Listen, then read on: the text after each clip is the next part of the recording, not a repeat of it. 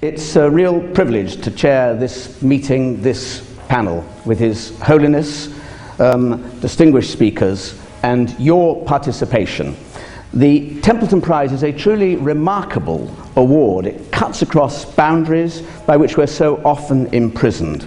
We're going to hear about the award. We'll hear from His Holiness, the Dalai Lama, and this year's 2012 Templeton Laureate, the 40th anniversary of the award. We'll hear from two eminent scientists, professors of psychology, and then you will be participating as well. We have a very tight schedule, so forgive me if I'm pretty tough on that because of further commitments of this award ceremony. So first I'm going to go straight to Dr. John Templeton, who is the President and Chairman of the John Templeton Foundation. He's a surgeon by profession, author of, among other works, Thrift and Generosity, The Joy of Giving. Dr. Templeton. Thank you, Jonathan. Thank you very much, and good morning, everyone. The only sad part is that my father can't be with us. If he was, and I will be sharing a few remarks as he would share them, he would say, "I love you all." In that context, I'd like to then offer a warm welcome to all of you joining us here at the media panel, and a welcome to all of you online, where later we shall honor online the 2012 Templeton Prize Laureate, His Holiness the Dalai Lama. This media panel was assembled so that we all might learn more about his work in the area of spiritual progress. The Templeton Prize and the John Templeton Foundation are grateful to St. Paul for the opportunity to hold both this media panel here this morning and later this afternoon to present the 2012 Templeton Prize to His Holiness in the magnificent cathedral above us. For that privilege, we express our special gratitude to the Right Reverend Michael Colclough, the canon pastor of St. Paul's Cathedral, but more especially to all of the members here at the cathedral who helped to make this day so special and so effective. Really, from our viewpoint, gratitude is the order of the day, and I think that His Holiness and all of us feel gratitude to you and to the cathedral and for those who've made this day possible. Also, our thanks and gratitude go to Daniel Goldman and Richard Davidson, who join us on this panel. For more than 20 years, Dr. Goldman and Davidson have organized numerous public conversations between the Dalai Lama, contemplative practitioners, and scientists.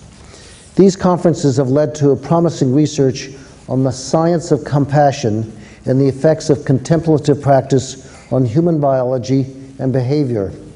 We are delighted that they will share their insights with us today.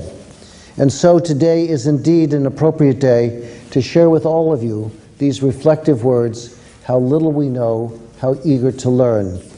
These words are the motivating vision of the Templeton Prize, created 40 years ago by Sir John. My father was, for his entire life, a seeker of and an investor in those things of enduring value.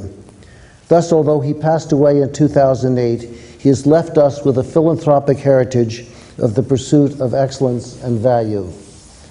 The words I just shared are from Sir John himself and have long been a part of the vision of the Templeton Prize. This vision fosters an eager pursuit of discovery, especially in the seeking of new insights of the limitless potentialities in the realm of the spiritual.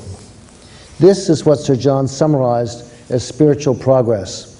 Following Sir John's spiritual and philosophical worldviews, the Templeton Prize affirms that there are indeed spiritual realities. Humans have a fundamental spiritual dimension, in addition to their physical and material one. This timeless belief is shared by the overwhelming majority of the people of the world, both past and present.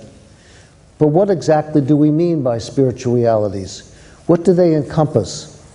Concepts associated with the timeless and universal evidence and sensibilities of limitless spirit clearly include prayer, altruism, thanksgiving, love, and a pursuit of the divine. But so too are complexity, creativity, cosmic purpose, and infinity. These are also essential spiritual realities. Sir John envisioned that the Templeton Prize would identify entrepreneurs of the spirit, people who devote their talents to expanding our vision of human purpose and also ultimate reality. Thus, in raising the concepts like creativity and purpose in its pursuit of spiritual progress, the prize often honors those who use the tools of science and philosophy to undertake spiritually relevant research. But the optimal context for such a vision is to encourage an open-minded spirit of humility. In all of these approaches, Sir John has stressed that humility causes an open mind, which in turn makes it possible for us to learn from each other. Furthermore, an open mind is a major and perhaps essential contributor to progress. The Templeton Prize seeks to recognize that spirit of humility so that people of all nations can learn about the rich variety of ways that all might love others beyond oneself and understand a supreme spirit. Sir John even foresaw the day when new information on spiritual realities from science research might reduce conflict between religions. He felt that from such research, people will come to acknowledge that spiritual information is a universal available to all. In this way, it is hoped that all religions and all people and in all nations will embrace the vision of how little we know, how eager to learn. And so, in that spirit of spiritual progress each year, the 9 Templeton Prize judges, representing a wide range of disciplines, cultures, and religious traditions, individually and separately of each other, carefully evaluate all of the prize candidates. From this process, the Templeton Prize judges this year chose His Holiness, the 14th Dalai Lama, Tenzin Gyatso, the 2012 Templeton Prize laureate. The blessings that His Holiness has brought forth include his being an incomparable global voice for universal ethics, nonviolence, and harmony among the world religions. But many may not know why the judges have chosen him as the 2012 Templeton laureate. For example, one judge remarked, "Through his spiritual stamina, the Dalai Lama has remained serenely steadfast in his stand for religion in its most positive dimensions." Clearly then, His Holiness exemplifies Sir John's vision of spiritual progress. For more than 25 years, His Holiness has focused on the connections between the investigative traditions of science and the contemplative traditions of Buddhism. His Holiness has not only encouraged, but indeed has catalyzed serious scientific investigative review, for example, of the power of compassion and kindness and their potential to address fundamental problems of the world. This search is at the core of his teachings. And within that speech, he explores the types of big questions which are at the core of the John Templeton's Foundation mandate for breakthroughs in discovery and outreach that are relevant to spiritual progress.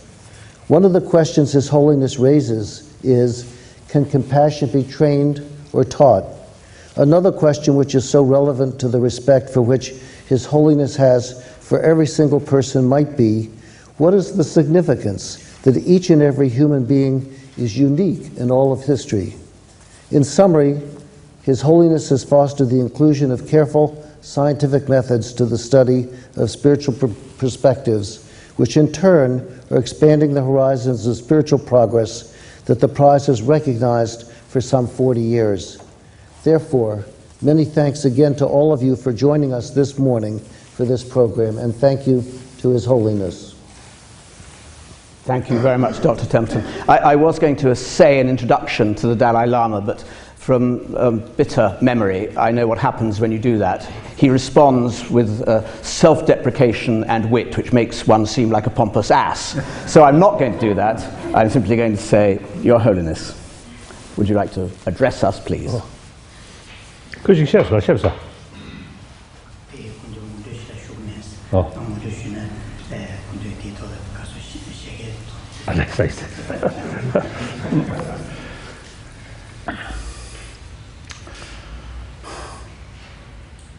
Oh, excuse, how many minutes? 10. Oh, 5. Correct. No, 10. If you like, I'll remind you. Yes, good. Brothers and sisters, I really very happy to receive this award. I always see stress. I am nothing special person. Simply one of the 7 billion human beings. Can you make some distinction? My nose, my eye, my mouth, my ear. I think everybody here, same 2 eyes. Unfortunately, no third eye. If I have third eye, then of course something special. No, entire 7 billion human beings from birth. All these positive things there. The potential of good thing already there, as well as potential of bad things already there. Then, because of my training, and particularly, as I mentioned briefly, my mother, very, very kind mother, so I grown up and full sort of affection from my mother, and then eventually I train our mind, and then also as a refugee. So opportunity, meeting with variety of people, and also listen. BBC, I always listen, and then read different sort of magazines or news.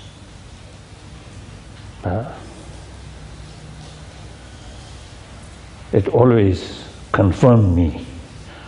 Ultimate source of calm mind, happiness, joyfulness is within ourselves. Billionaire, very powerful people, that's facing a lot of problems. Why? That clearly shows money, power fail to bring inner peace. One poor person, material field poor, but mental level very, very happy person. We can see that. Now the scientific research also now shows calm mind,